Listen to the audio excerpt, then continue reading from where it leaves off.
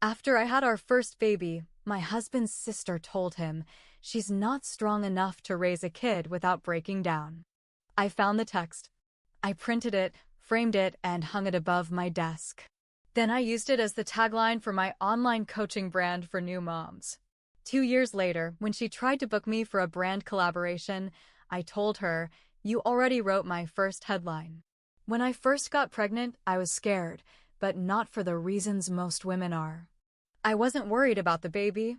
I wasn't even worried about labor. I was scared because I didn't have a safety net. No friends nearby. No family around.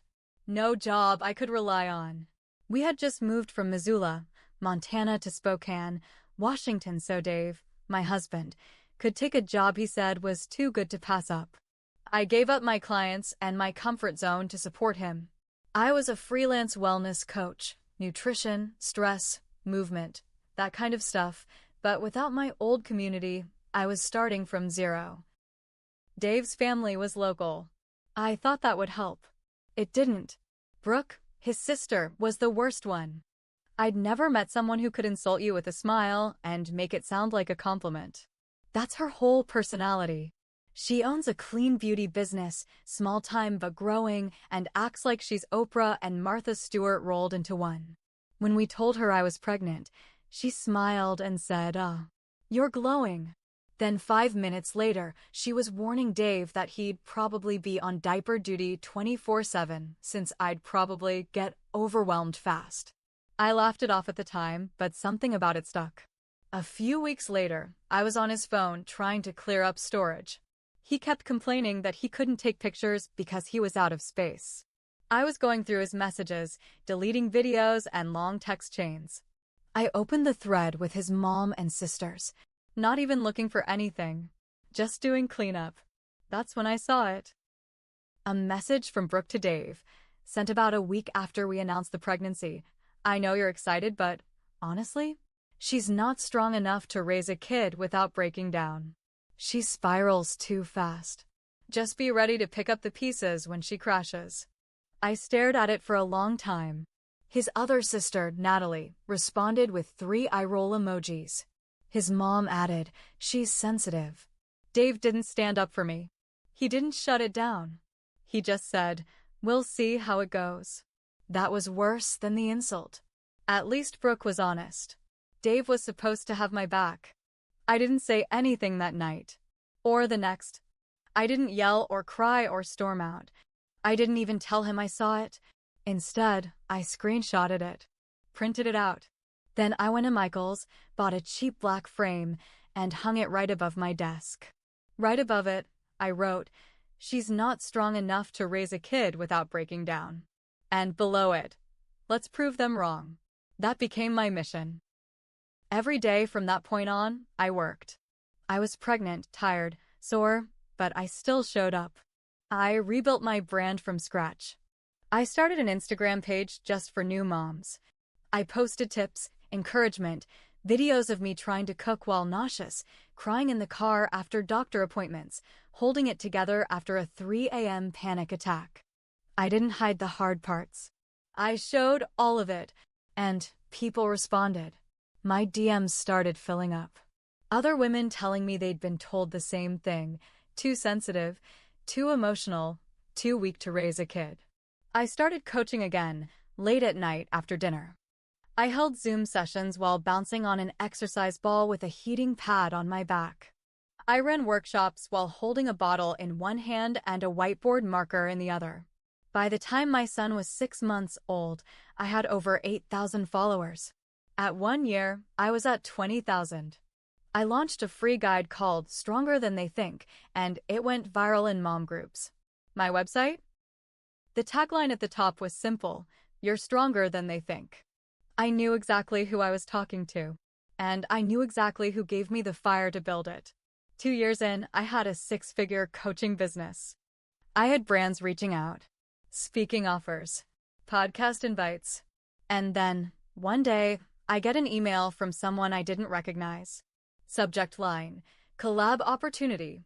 Brooke Lynn Beauty." The message was from Brooke's assistant. She wanted to partner on a motherhood resilience campaign. Said she admired my voice and thought our audiences aligned beautifully. She had no idea who I was. I replied with one line, "You already wrote my first headline." Not 5 minutes later, Brooke herself messaged me on Instagram. Wait, is this about that text? That text. That text had been my fuel for 2 years. I didn't respond. She messaged again. That was taken out of context. I was just worried about you. I didn't mean it like that. Sure. She kept going. It was 2 years ago. Come on. Let's move forward. We're family. She didn't know I had printed it, framed it, hung it like a damn mission statement. She didn't know I'd built every part of my brand on proving her wrong. And now she wanted in? No. What she did next told me everything I needed to know about her. She didn't stop at that rejection.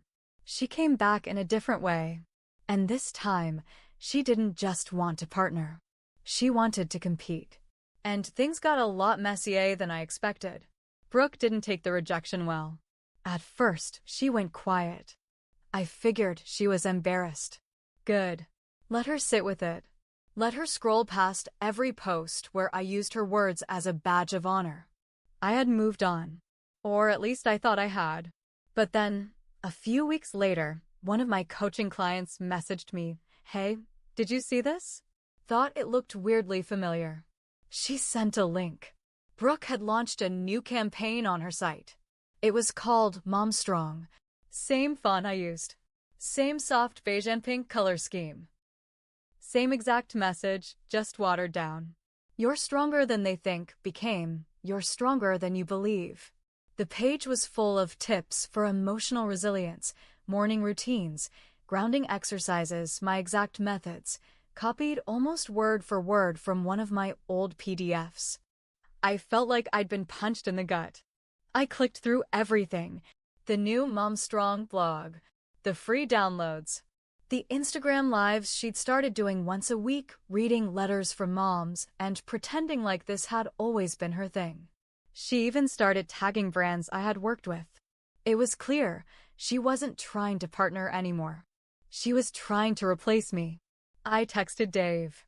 Sent him the links. His reply? "I don't want to be in the middle of this. You two need to work it out." I could have thrown my phone across the room. This wasn't a misunderstanding. This was theft. And not just business theft. She was taking the identity I'd fought like hell to build. Out of pain, out of spite, out of desperation, and turning it into a marketing gimmick. I spent the night digging. Turns out, she had signed up for my free email series. She'd been in my Facebook group under a different name. A burner account. Mom Life 333. I found comments she'd left months ago. Basic questions. Nothing that stood out. But she was in there. Watching. She'd been studying me this whole time. The next morning, I called a friend of mine, Jess, who's a small business lawyer. We talked for 2 hours. She was fired up. Said I had a solid case for copyright infringement on the content, maybe even trademark issues if I could prove the tagline was being used first. But that's not the route I took. Not yet. I wasn't ready to fight her with lawyers. I wanted to hurt her the same way she tried to hurt me publicly and with her own words. So I got to work. I took screenshots. Her campaign. My original posts. Dates. Comments. I laid it all out in a clean, brutal post on my page. Sometimes your biggest critic becomes your biggest fan. And sometimes they copy your entire business while pretending they invented it. I posted the original frame text. I told the full story. No names. No direct accusations. But everyone knew. And then, the messages started pouring in. Some from followers. Some from her followers. Some from mutual brand partners who had no idea what she'd done. Even one from a local mom podcast host who said she'd booked Brooke for an interview and was now having second thoughts. I thought she'd back off. But instead, Brooke fired back. Hard. She posted a long, teary-eyed video. Said she was being bullied. Said some people can't stand to see other women win. claimed she was inspired by the resilience she saw in the motherhood space and just wanted to amplify those voices. She played the victim card. And people bought it. Her followers doubled in a week. She started a new support group for moms building moms up. Then I got the email from one of our old college friends, someone I hadn't spoken to in years. It just said, "Brooke's been telling people she helped you start your business, that she came up with your tagline. You might want to get ahead of this." And just like that, the game changed again. She wasn't just copying me. She was trying to rewrite the whole story. And I wasn't going to let her. I didn't sleep that night. I lay in bed staring at the ceiling, heart pounding, thinking of every way this could spiral out of control. I'd worked so damn hard to build something real, from nothing, from her words. And now she was walking around telling people she helped me start it? I opened my laptop at 2 a.m. and started documenting everything. Every old post. Every timestamp. Every newsletter. I had receipts going back 2 years. All the proof I needed that my brand, my message, and my work was mine and mine alone. But facts don't always matter when someone's spreading lies with a pretty face and a soft voice. The next morning, I started getting messages from people I knew. Mutual friends, old coworkers from Missoula, even one of my early clients. "Hey, I heard Brooke was part of your original team. Wasn't she one of your first brand partners?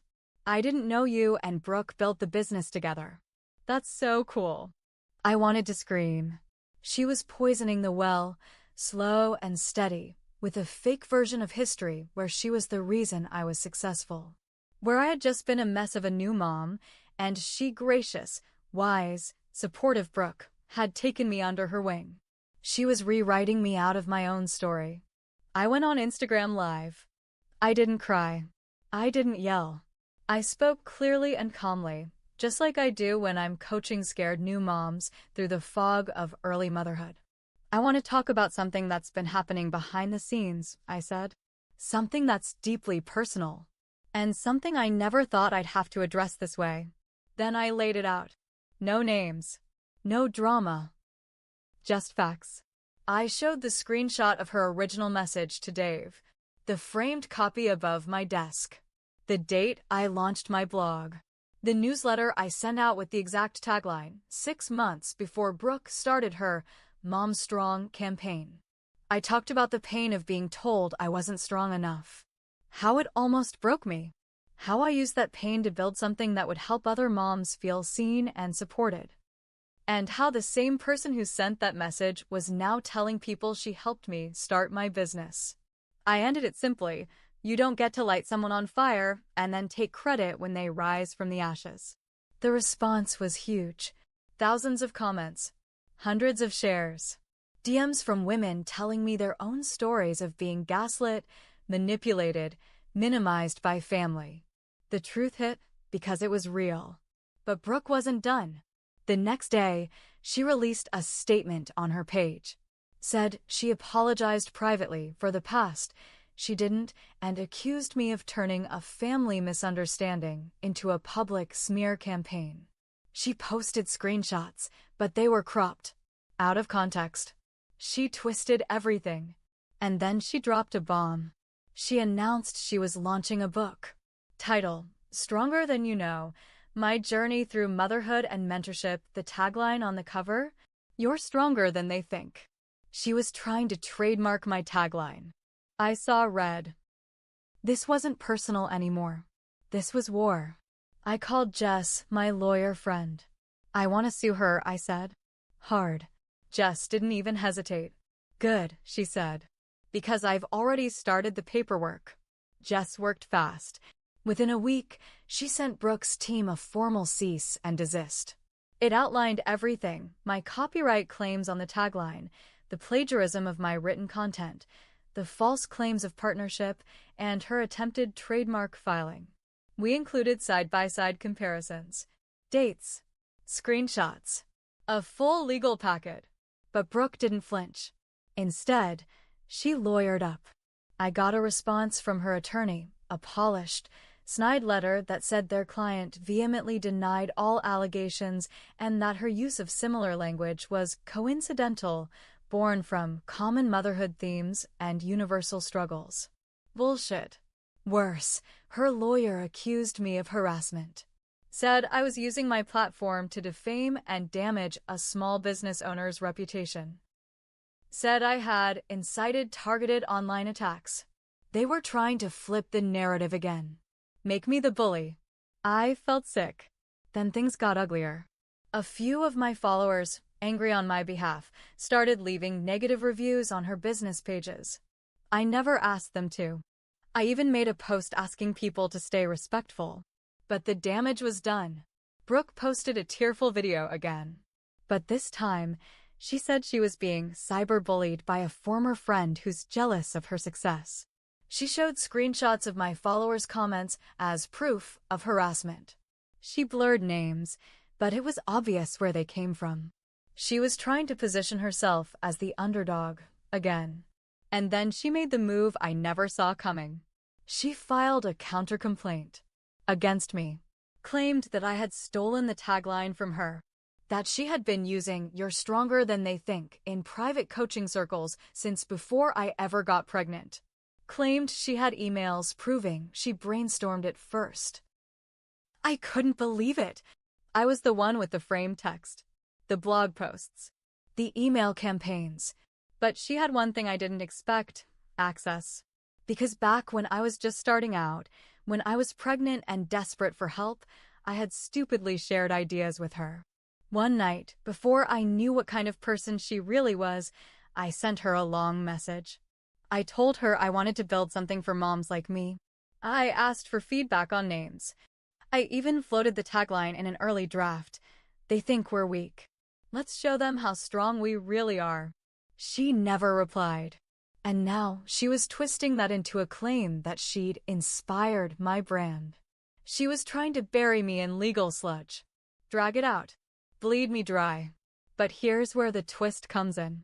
One of my earliest clients, Jamie, reached out. She'd been with me from day one. Took my first coaching program. Got her life together while working 2 jobs and raising twins. She was the reason I kept going when I felt like giving up. Turns out, Jamie worked in digital forensics. Quiet, behind-the-scenes kind of tech stuff. She sent me a message. "Do you still have the original Canva drafts? The first blog post? Email timestamps." I did. She helped me put together a forensic timeline, metadata, edit history, file creation dates. Hard proof that my content existed long before Brooke's campaign. And then Jamie dropped a bomb of her own. She had screenshots from the burner account Brooke used in my Facebook group, private messages Brooke had sent to other group members, asking questions that lined up exactly with my coaching frameworks. Brooke had been harvesting content, quietly, for months. I turned it all over to Jess. We were ready to escalate. But right when we were gearing up to hit Brooke with the full legal firestorm, something happened that made the whole situation 10 times more personal. Dave, my husband, sat me down. "I need to tell you something," he said. He looked pale, nervous, like he was about to confess to a crime. He was. "I knew she was watching your stuff. I didn't think it would go this far. But I didn't stop it, because," he hesitated, "because she said she was going to help you get exposure. She promised me she'd bring you into her brand once she grew it. Said it'd be better if people thought it came from her first, so it would seem more credible." My heart stopped. He let her steal from me. He let her. "I thought I was protecting you," he said. He wasn't. He was protecting her. And just like that, the betrayal wasn't just professional anymore. It was personal, deeper than I ever imagined. And now I had 2 people to deal with: my sister-in-law and my husband. I stared at Dave. I didn't yell. I didn't cry. I didn't even move. I just sat there and looked at the man I'd shared a life with, the man I'd carried a child with, and realized I didn't know him at all. "You let her lie about me," I said. His voice cracked. "I thought it would help. She said she'd make room for you in her company once it took off. I didn't think she'd take everything. I stood up, walked into the office, grabbed the frame, the one with her text, the one that had kept me going when I felt like I couldn't do it anymore, and I brought it back into the room. "Read it," I said. He looked down. "She's not strong enough to raise a kid without breaking down." I held it up to his face. "You knew she said that. And you still let her twist the knife." He didn't respond. "Get out," I said. "Go stay with your sister, since you're both so good at looking out for each other." He left. Just like that. No fight. No apology. Just silence. And the next morning, I went to war. Jess filed the full suit. Copyright, brand infringement, defamation, and, thanks to Jamie's digital trail, misuse of protected materials from a private coaching group. We had records, screenshots, timestamps. We had everything. Brooke tried to fight back, but the evidence was too clear. Her fake timeline, her forged early drafts, her attempt to trademark my tagline, all of it collapsed under the weight of real proof. She started losing brand partners. Fast. Two of the biggest ones issued public statements saying they were reviewing their partnerships. A podcast removed her episode. Her Mom Strong group started shrinking overnight. Then the best part happened. A mom-focused media site picked up the story. They'd seen my live, dug into both sides, and ran a full piece titled, "The Coach Who Turned an Insult into a Movement and the Family That Tried to Erase Her." They didn't name Brooke. They didn't have to. Everyone knew. Her book deal? Dropped.